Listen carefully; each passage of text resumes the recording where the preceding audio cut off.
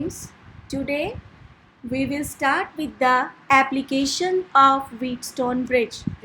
Last हमने पढ़ा था कि Wheatstone Bridge क्या होता है और उसकी कंडीशन क्या होती है। तो हमने पढ़ा था Wheatstone Bridge की कंडीशन जो है that can be find out with the help of Kirchhoff's law. Kirchhoff's law के दो लॉज हैं, Kirchhoff's first law and Kirchhoff's second law. First is based on the conservation of charge and second is based on the conservation of energy.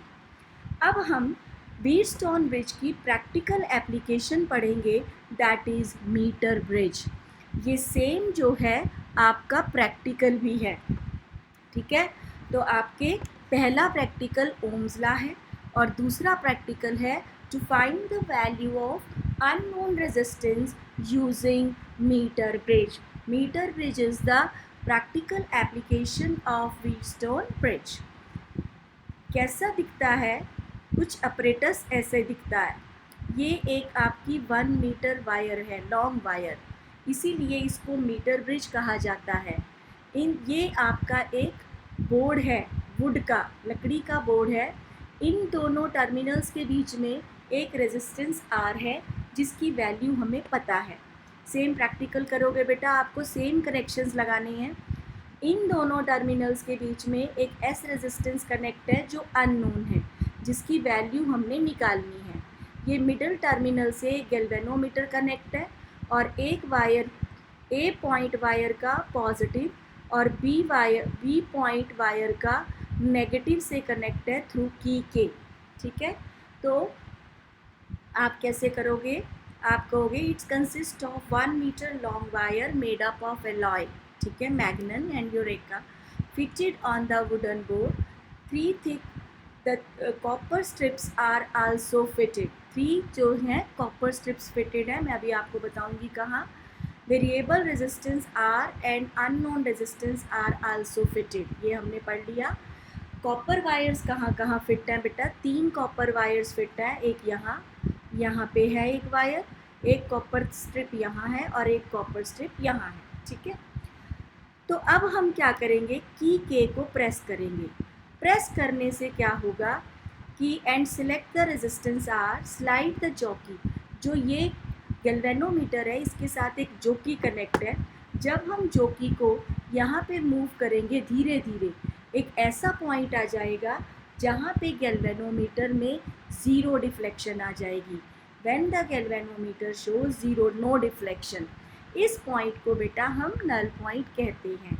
और जैसे ही आपको null point मिलेगा आप AC length measure कर लोगे.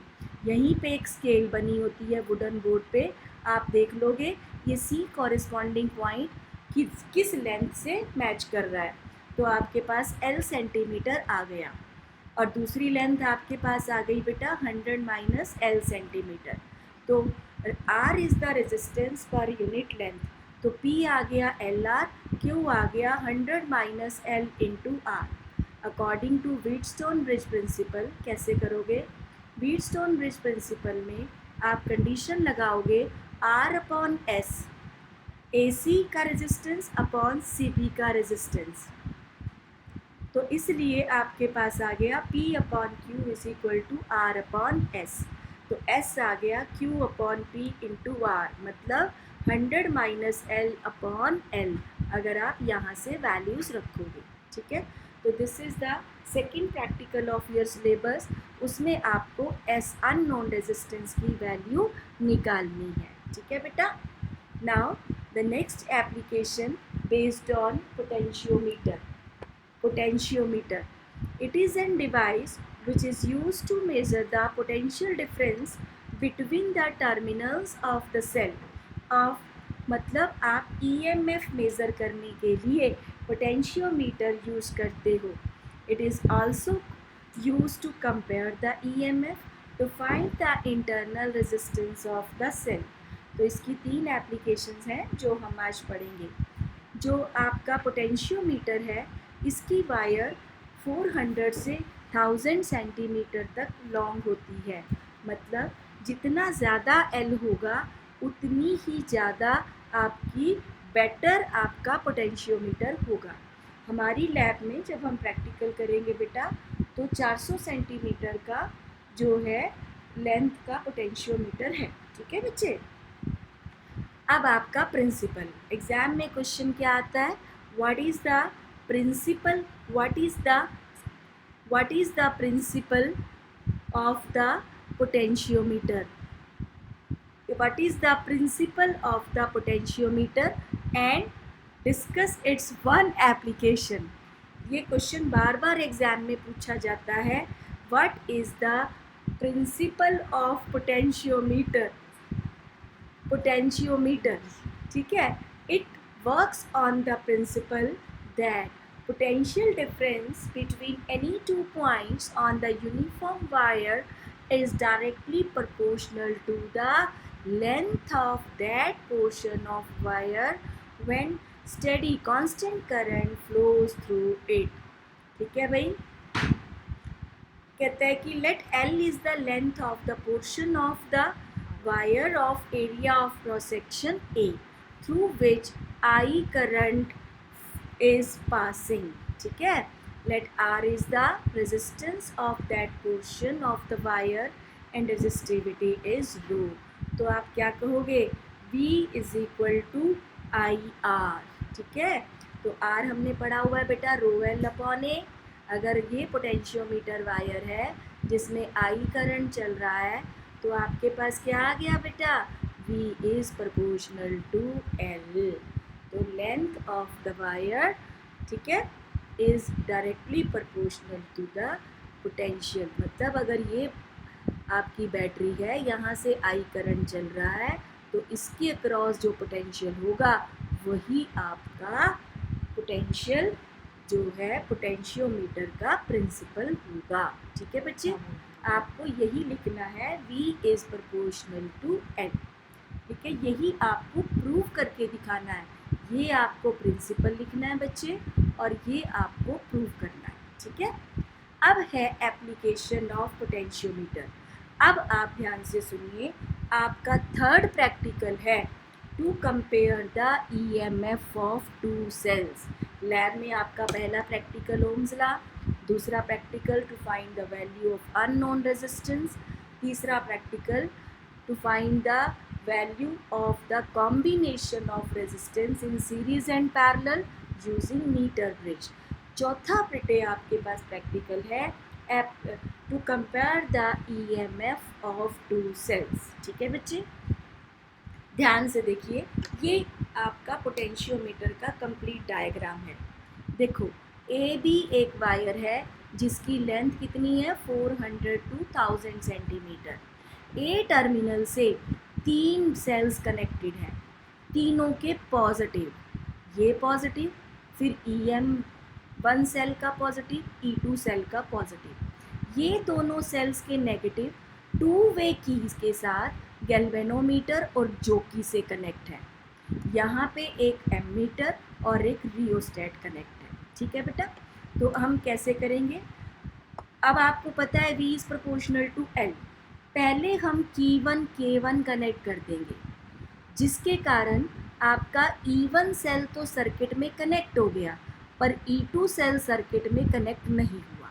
तो मतलब क्या हुआ कि EMF E1 का कंपेयर होगा। अब देखो, आपने इस वायर से करंट चला और यहाँ पे चलना शुरू हो गया। जब हम गैल्वेनोमीटर को इधर यहाँ पे रखेंगे, डिफ्लेक्शन एक साइड आएगी लेफ़्ट साइड।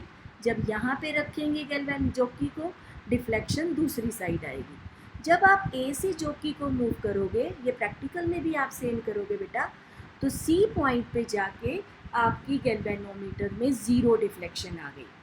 ज़ीरो के साथ ही आपने मान लिया L1। तो फॉर्मूला क्या बन गया, potential across AC is proportional to L1। VAC is KL1, K is the constant of proportionality जिसे हम पोटेंशियल ग्रेडियंट कहते हैं। अब ध्यान से देखो, अगर गैल्वेनोमीटर में कोई करंट नहीं चल रहा तो potential across AC must be equal to E1। ये दोनों पोटेंशियल बराबर होंगे तभी तो ज़ीरो करंट चलेगा। तो उस टाइम आप कह दोगे VAC बराबर E1, तो E1 is equal to KL1। पहला स्टेप हो गया। अब क्या करना है, इस की को डिस्कनेक्ट कर दो और K2 की को कनेक्ट कर दो, तो आपका E2 सेल जो है सर्किट में कनेक्ट हो जाएगा। फिर आप क्या करोगे, जो की को यहाँ से मूव करोगे। मान लो यहाँ पे जाके आपको ज़ीरो डिफ्लेक्शन मिल गई, तो ये लेंथ L1 से अलग हो गई। मान लो ये लेंथ हो गई A से लेके इस पॉइंट तक की लेंथ L2, तो कंडीशन क्या बन गई बेटा, E2 is equal to KL2। बिल्कुल सेम उसी तरह करोगे, तो आप कंपेयर कर दो 1 और 2 को, E1 upon E2 is equal to L1 upon L2। यही सेम प्रैक्टिकल आपको करना है। इज इट क्लियर बच्चे? अब आपके पास नेक्स्ट प्रैक्टिकल, जो ये सारा चैप्टर है बेटा प्रैक्टिकल से लिंक्ड भी है, इसका डबल बेनिफिट है, थ्योरी भी हो रही है प्रैक्टिकल भी। तो नेक्स्ट प्रैक्टिकल है to calculate the internal resistance of the cell. तो आपके पास the circuit diagram exactly same. ये ए बी एक वायर है जिसकी लेंथ 400 से 1000 सेंटीमीटर तक है। ये आपकी एक ड्राइवर सेल है, इसको ड्राइवर सेल कहते हैं। और ये आपका एमीटर है, ये रियोस्टेट है। अब यहाँ पे क्या करना है आपको, इस सेल के साथ बेटा एक एक्सटर्नल रेजिस्टेंस लगा देना है। जो पिछला डायग्राम था ना, उसमें एक सेल तो रहने दो और साथ में ये रेजिस्टेंस लगा दो। ठीक है, यहाँ से गैल्वेनोमीटर से जोकी। ठीक है, तो क्या करोगे, की को प्रेस कर दो, जोकी को स्लाइड करो, तो यहाँ पे अगर आपके पास सी पॉइंट पे ज़ीरो डिफ्लेक्शन आ गई, तो आप क्या कहोगे, VAC is proportional to L1, that is VAC is equal to KL1। अब हम क्या करेंगे बेटा, VAC को E कह देंगे। अब आपने करना क्या है, इस की को क्लोज कर देना है। पहले की को ओपन रखना है, सेकंड स्टेप में की को क्लोज कर देना है। तो इस पॉजिटिव टर्मिनल से करंट फ्लो करेगा, करंट फ्लो करेगा, तो ये सर्किट, ये सेल क्लोज हो जाएगा। क्लोज होगा तो EMF बदल जाएगा पोटेंशियल ग्रेडियंट में, डिफरेंस में, टर्मिनल पोटेंशियल डिफरेंस में। तो उस टाइम आपके पास आ जाएगा, सेकंड लेंथ पे आपको नल पॉइंट मिलेगा। तो फिर सेम फॉर्मूला बेटा, VAD is proportional to L2, that is VAD is equal to KL2। अब आप क्या कहोगे, आप कहोगे V is equal to E minus IR, R is equal to E minus V upon I। Value रख दो बेटा, V is equal to IR, R की वैल्यू ये आ गई, E की value KL1, KL2 upon KL2 into R। तो R आ गया L1 minus L2 upon L2 into R। This is the second application of the potentiometer. Third application में आपको सेम डायग्राम बनाना है और आपको V कैलकुलेट करना है। ठीक है, तो V आप सेम इसी फॉर्मूले से कैलकुलेट कर दोगे। हर फॉर्मूले में आपने V कैलकुलेट किया है। ठीक है, इस फॉर्मूले से आपके पास V आ जाएगा। ठीक है, तो ये तीन एप्लीकेशंस थी बेटा। एक में आपने EMF कंपेयर करना है, एक में आपको इंटरनल रेजिस्टेंस निकालना है, एक में इसी फॉर्मूले से आपको V निकालना है। ठीक है बच्चे, तो this was the all about the potentiometer and its applications. Now next is what is the sensitivity. ये क्वेश्चन बोर्ड एग्जाम में आता है। What is the sensitivity of a potentiometer, how the sensitivity can be increased. तो आप कहोगे we know V is proportional to L, V is equal to KL according to the principle of potentiometer, where K is called the potential gradient. K is equal to V by L. So smaller is the value of potential gradient, larger is the sensitivity. तो smaller potential gradient कब होगा, जब बेटा L बढ़ जाएगा।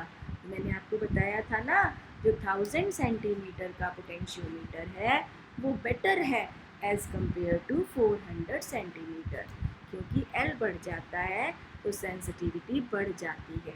Sensitivity of the potentiometer दो method से बढ़ सकती है, L बढ़ा दो और दूसरा वी को कम कर दो। तो दोनों ही तरीके से आप पोटेंशियल ग्रेडियंट को जो है वो कम कर सकते हो और सेंसिटिविटी बढ़ा सकते हो। ठीक है बेटा, तो इस आपके लेक्चर में 3 प्रैक्टिकल कवर हुए हैं, 3 के भी रादर 4 प्रैक्टिकल कवर हुए हैं। तो ये आपको डायग्राम बहुत अच्छे से खुद बनाने हैं और इनके कनेक्शंस आपको अच्छे से आने चाहिए। गॉड ब्लेस यू बेटा, ऑल द बेस्ट।